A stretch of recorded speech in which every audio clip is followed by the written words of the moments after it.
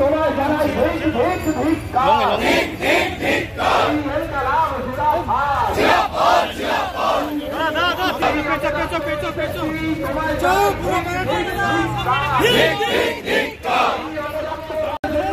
চাকরি প্রার্থীদের চাকরি নিয়ে তার বাহানা মানছি না, মানবো না, মানছি না, মানবো না। নিচের দিকটা চাকরি প্রার্থীদের চাকরি নিয়ে তার বাহানা মানছি না, মানবো না, মানছি না, মানবো না। জন্য যোগ্যতাদের চাকরি নিয়ে তার বাহানা মানছি না, মানবো না। এই ইনকিলাব জিন্দাবাদ, এই ইনকিলাব জিন্দাবাদ। ছেলে ভরার দাবিতে এই মিছিল চলছে, এই চাকরি চোরদের ছেলে ভরার দাবিতে এই মিছিল চলছে, এই এসএসসি ঠিক ঠিক ধিক্কার, এই ভক্তবাসী ঠিক ঠিক ধিক্কার, এই ভক্তবাসী ঠিক ঠিক ধিক্কার।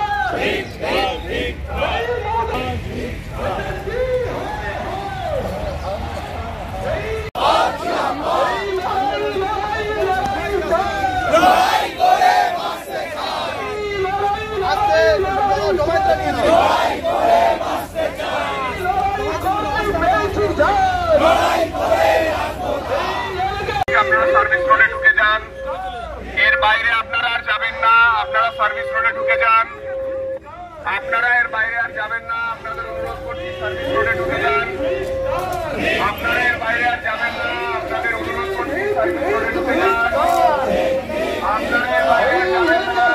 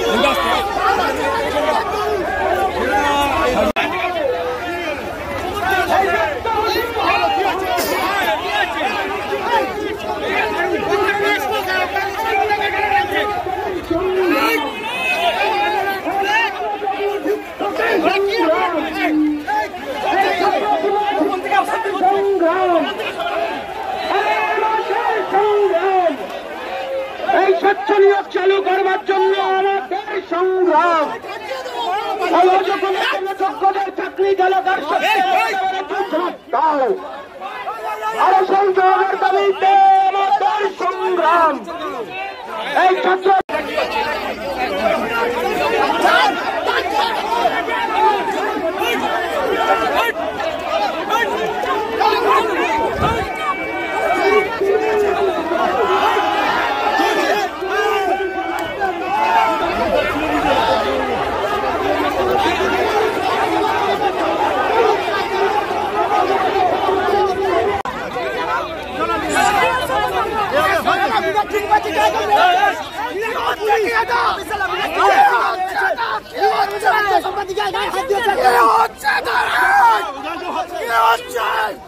দাঁড়িয়ে থাকতে পারবে না, কি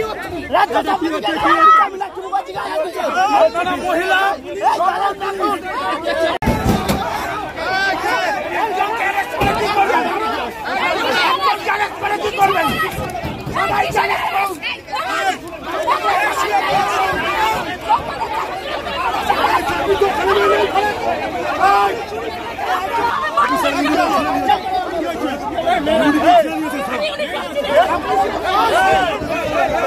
Hey!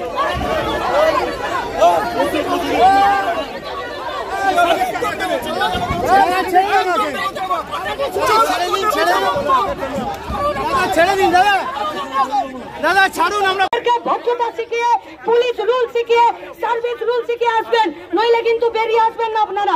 আপনাদের কিন্তু ভবিষ্যতে মানুষের আগুন আপনাদেরকে পুড়তে হবে। খুব অন্যায় করছেন আপনারা। আপনারা যেটা করলেন এটা আপনাদের একটা সার্ভিস রুলে নেই। আপনারা অন্যায় ভাবে আটকালেন। আপনারা আমাদেরকে বলেছিলেন যে মিছিল হবে, দুজনকে এসএসসি কমিশনে নিয়ে যেতে হবে। আপনারা ঢুকতে ঢুকতেই বললেন এদিকে ঢুকে যান। আমরা ব্যারিকেড উঠতে গেলাম। আমরা আপনাদের অফিসারকে এখনো বলছি দুজনকে ডেপুটেশন দেওয়া, যাদেরকে নিয়ে গেলেন তাদেরকে এখানে ছাড়ার ব্যবস্থা করে দিন। দুজনকে ডেপুটেশনে যাওয়ার ব্যবস্থা, আর যাদেরকে নিয়ে গেলেন তাদেরকে ছাড়ার ব্যবস্থা করে দিন। কে দায়িত্বে আছেন তাদের সঙ্গে আমাদেরকে কথা বলতে দিন। কে দায়িত্বে আছেন?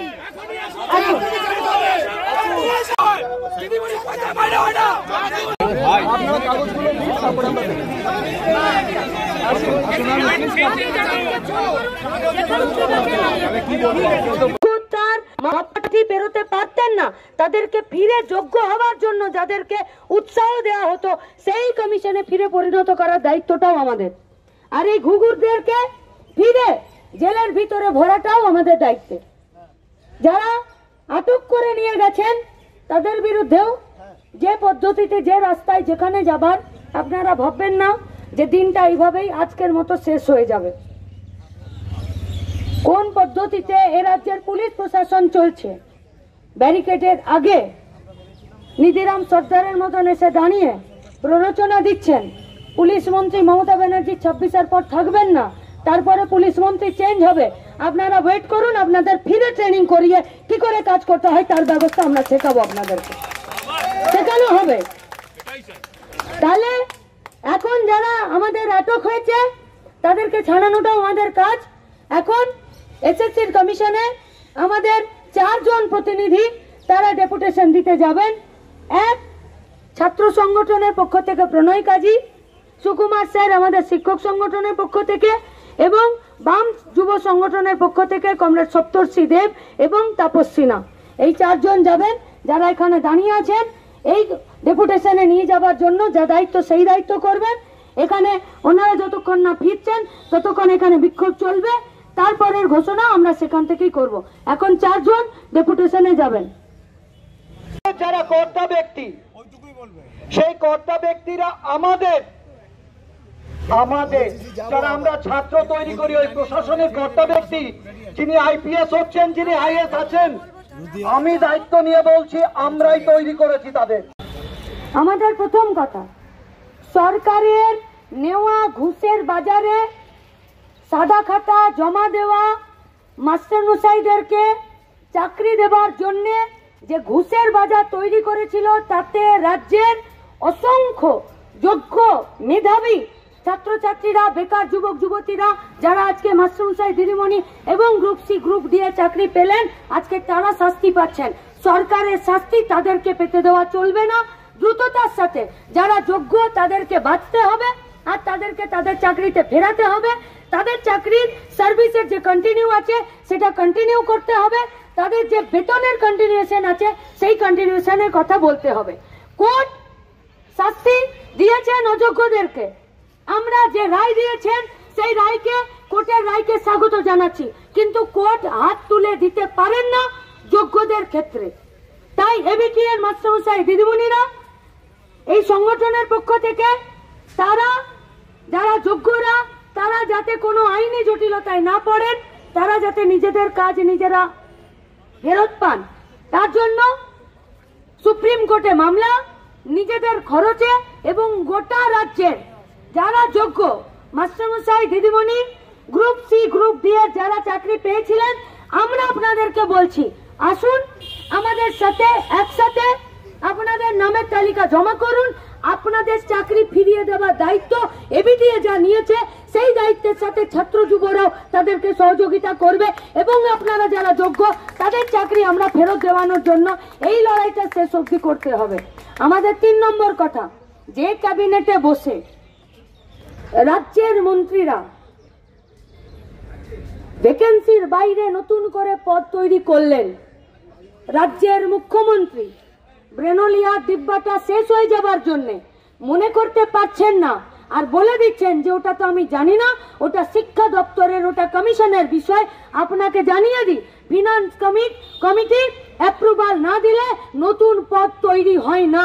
তাহলে গোটা ক্যাবিনেটটা, গোটা মন্ত্রিসভাটা, ইনক্লুডিং রাজ্যের মুখ্যমন্ত্রী, আপনারা প্রত্যেকে অন্যায় করেছেন, যে অন্যায়ের শাস্তি আজকে যোগ্যরা পাচ্ছে। তাই আপনাদেরকেও শাস্তি পেতে হবে, শাস্তি পেতে হবে। এই এসএসসি কমিশনে যে ঘুঘুগুলো বসে আছে তাদেরকে শাস্তি পেতে হবে, কারণ আপনারা ঘুষ নেবার টেবিল তৈরি করেছেন আর আপনারা মানুষকে এই ভরসা দিয়েছেন।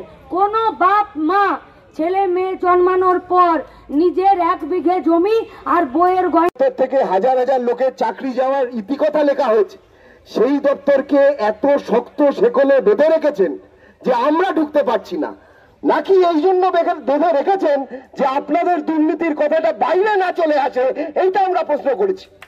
আমরা এই কথা বলেছি যে দেখুন, আমরা এসছি চেয়ারম্যানকে দেখতে, তার সাথে কথা বলতে, তার নিচে কারোর সাথে আমরা কথা বলবো না। আর চেয়ারম্যানকে তার প্রতিনিধির মাধ্যমে এই কথা বলে এসছি, আপনার ফোনে শুধু ব্রাত্য আর পার্থর নাম্বার থাকলে হবে না।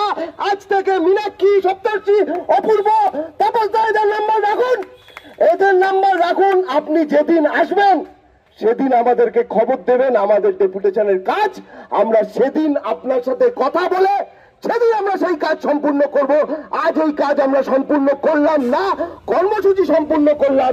ডেপুটেশন যেদিন চেয়ারম্যান আমাদের সময় দেবে, যে 4 জন আমরা গেছি, সেই দিন ডেপুটেশনের কাজ আমরা সম্পূর্ণ করব। আমরা যে কথা বলতে চাই, যে ইতিমধ্যেই আমাদের নেতৃত্ব কথা বলে নিয়েছেন, আজকের এই পুলিশি প্ররোচনা, কমরেডদের গ্রেপ্তার, এই সবটা মিলিয়ে আমরা এই সিদ্ধান্তে এসেছি। কমরেড মীনাক্ষী মুখার্জিও বলেছেন যে আগামী 2 দিন সারা রাজ্য জুড়ে যে সকল সংগঠনের ডাকে আজকে এখানে এই সভা সংগঠিত হলো, নিজ নিজ অঞ্চলে, নিজ নিজ জেলায়, নিজ নিজ লোকাল কমিটিতে আমরা বিক্ষোভ কর্মসূচি সংগঠিত করব আজকে এই বর্বরচিত ঘটনার বিরুদ্ধে। আমাদের এই কাজ করতেই হবে। এবং সব শেষে যেটা বলবার, সেটা হচ্ছে এই ডেপুটেশন শুধু এসএফআই, ডিওয়াইএফআই, এবিটিএ, বাম ছাত্র যুব সংগঠনরা দিতে যায়নি।